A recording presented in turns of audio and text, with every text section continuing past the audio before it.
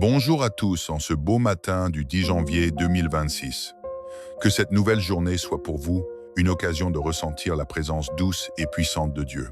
Que son amour vous enveloppe comme une couverture chaude. Que sa paix garde vos cœurs et vos pensées.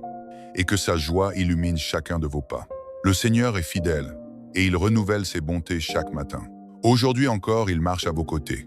Avant de nous tourner vers lui dans la prière, prenons un instant pour laisser sa parole nous parler profondément. Dans Philippiens 1 verset 6, Dieu nous fait cette promesse merveilleuse.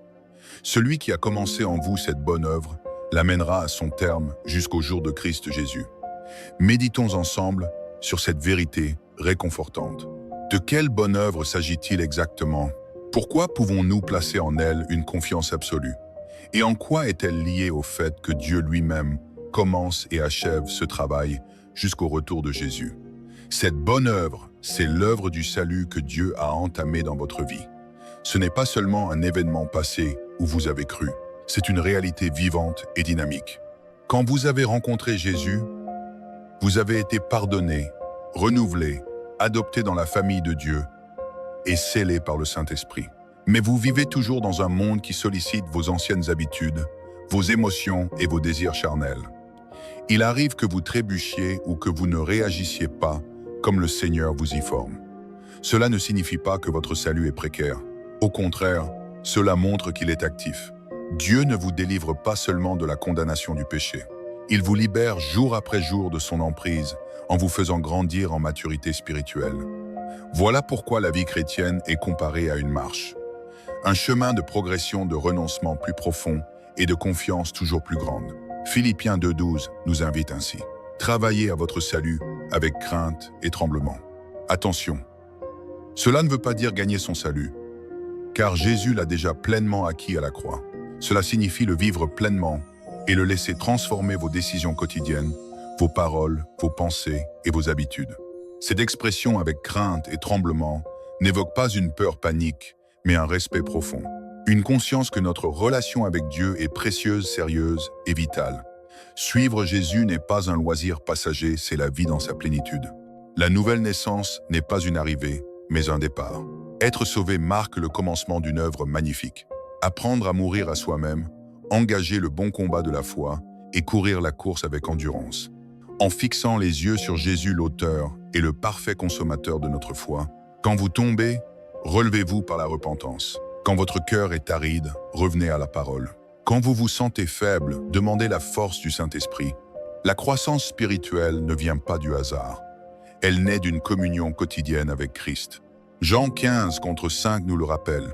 Celui qui demeure en moi et en qui je demeure porte beaucoup de fruits, car sans moi, vous ne pouvez rien faire.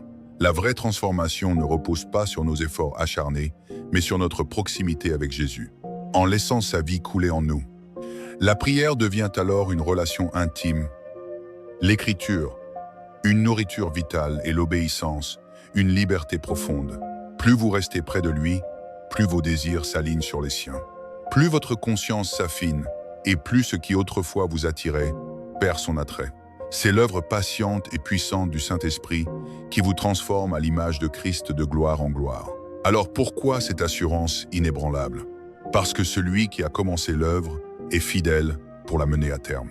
Votre confiance ne repose pas sur vos performances ou vos sentiments, mais sur la fidélité de Dieu. Comme le dit 1 Thessaloniciens 5, 24, celui qui vous appelle est fidèle et c'est lui qui le fera. Dieu ne vous appelle pas pour vous laisser ensuite seul. Il vous appelle, vous garde, vous corrige et vous porte. Mais cela nous invite aussi à la vigilance, à coopérer avec lui, à garder un cœur tendre, à refuser tout compromis avec le péché et à cultiver une vraie soif de sainteté. Ce matin, prenez courage. Si Christ est votre Seigneur, votre histoire est encore en cours d'écriture. Il est toujours à l'œuvre en vous. Revenez sans cesse à lui laisser sa parole vous nourrir. Laissez le Saint-Esprit vous guider et continuez à courir avec persévérance. Il achèvera ce qu'il a commencé jusqu'au jour glorieux de Jésus-Christ. Maintenant, tournons-nous ensemble vers lui dans la prière. Seigneur Jésus, en ce matin, je te rends grâce de tout mon cœur pour ton salut. Merci de m'avoir aimé le premier et de m'avoir arraché à l'emprise du péché alors que je ne le méritais pas. Je me souviens de la croix, tu as souffert à ma place innocent, portant ma condamnation. pour que je puisse être pardonné, réconcilié et adopté par le Père. Merci pour ton sang précieux qui efface mes fautes et proclame sur moi ta grâce plus forte que tous mes échecs. Seigneur, dans ma marche quotidienne avec toi, je reconnais mon besoin constant de ton aide. Je ne veux pas considérer le salut comme un événement passé et ensuite vivre sans vigilance. Garde mon cœur tendre et sensible à ta voix. Comme tu nous y invites dans Philippiens 2,12, je veux vivre mon salut avec respect et sérieux. Aide-moi à me rapprocher toujours plus de toi, à ne pas me laisser modeler par ce monde et à ne jamais m'habituer à ce qui te peine. Saint-Esprit, protège-moi du recul progressif, des petits compromis des péchés cachés et des distractions qui éteignent ma ferveur. Mets en moi une faim profonde que seul toi peux combler. Garde ma conscience, vive mon cœur, ouvert à ta correction, et couvre-moi du sang de Jésus. C'est près de la croix que je suis le plus en sécurité. Apprends-moi à veiller sur mon cœur, comme le dit Proverbe 4,23. Garde ton cœur plus que toute autre chose, car de lui jaillissent les sources de la vie. Aide-moi à filtrer ce que je vois, entends et pense. Donne-moi la sagesse de fuir la tentation dès ses premiers signes et le courage de dire non quand ma chair voudrait céder. Seigneur, transforme mes désirs. Que je préfère la sainteté au confort et l'obéissance aux émotions passagères. Renouvelle mon esprit selon Romains 12, contre 2 remplace les anciens schémas par ta vérité. Fais de moi un disciple authentique qui ne se contente pas d'une apparence extérieure, mais qui vit la puissance d'une relation réelle avec toi. Donne-moi cette crainte respectueuse qui me pousse vers toi avec humilité. Fais grandir en moi une soif ardente de sainteté. Jésus, tu m'as donné une vie nouvelle. Comme Galatès 2,20 le déclare, ce n'est plus moi qui vis, mais Christ qui vit en moi. Je reçois cette vérité ce matin, ma vie t'appartient.